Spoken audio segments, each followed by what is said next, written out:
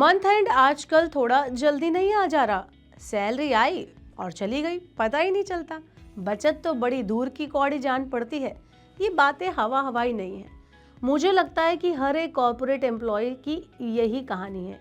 ये सवाल लगभग हर वर्किंग प्रोफेशन के मन में आता है कि आखिर पैसा जा कहाँ रहा है।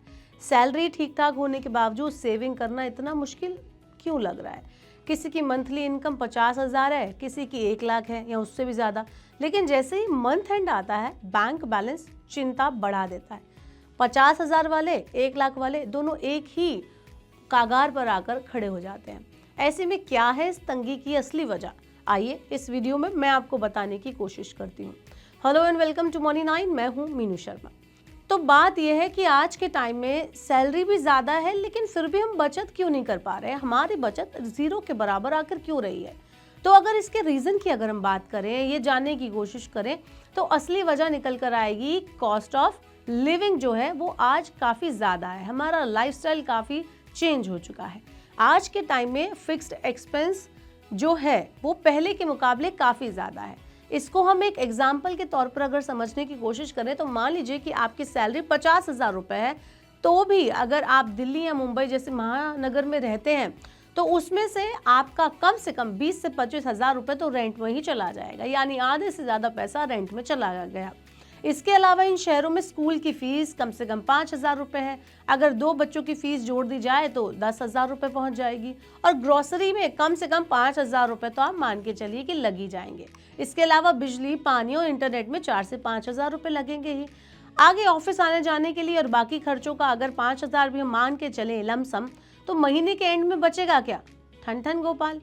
इसके बाद भी और खर्चे हैं जो देखने में तो छोटे लगते हैं, लेकिन आपके पॉकेट पर बड़ा असर डालते हैं। और शायद मैं भूल भी गई होंगी आपको बताना कि कौन कौन से खर्चे हैं। वो लास्ट मोमेंट पर ही निकल के आते हैं, जैसे कि Netflix, prime, Spotify, fitness apps और फूड डिलीवरी प्लेटफॉर्म का महीने का सब्सक्रिप्शन। और कभी आपने कुछ बाहर का खा लिया।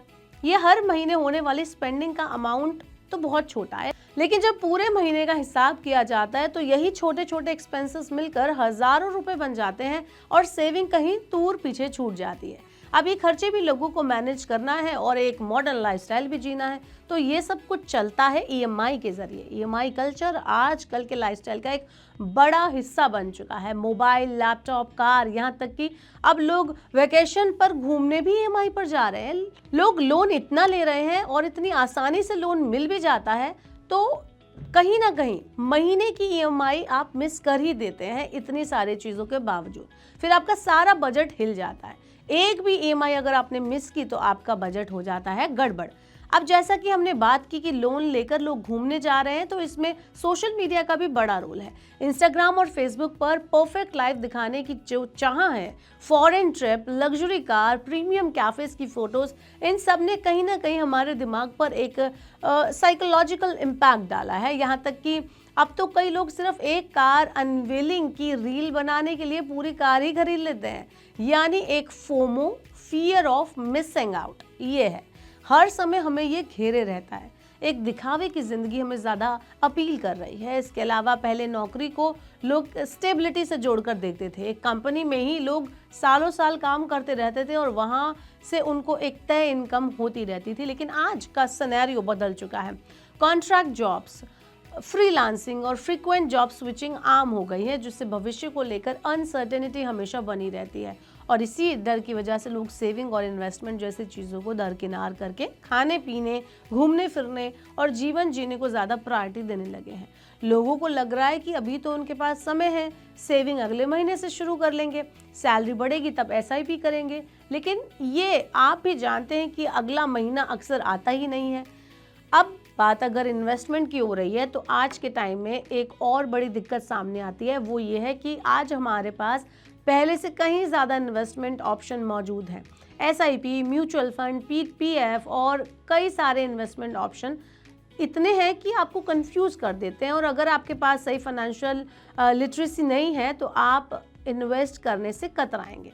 कुल मिलाकर आज की सच्चाई यही है कि पैसा कमाना मुश्किल है और उससे भी ज़्यादा मुश्किल है उसे मैनेज कर कर रखना। बढ़ती महंगाई, ईएमआई और सोशल प्रेशर साथ मिलकर सेविंग को धीरे धीरे मुश्किल बना देते हैं। बाकी आपका इस पूरे मुद्दे पर क्या सोचना है, आप हमें कमेंट बॉक्स में अपनी राय ज़रूर दें। ऐसी और वीडियोज़ के लिए देखते रहिए मनी 9 और सब्सक्राइब करें मनी 9 का यूट्यूब चैनल।